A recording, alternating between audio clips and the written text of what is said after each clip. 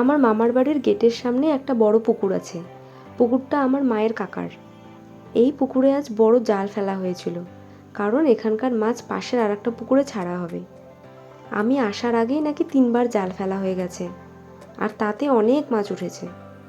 যত মাছ উঠেছিল তার মধ্যে কিছু কিছু মাছ আশেপাশের মানুষদের দেওয়া হয়েছিল খাওয়ার জন্য।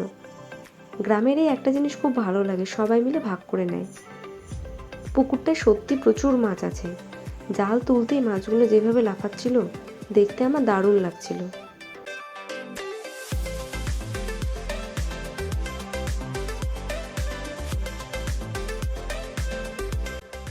সত্যি বলতে মাছ ধরা দেখতে কিন্তু বেশ মজাই লাগে, তাই না?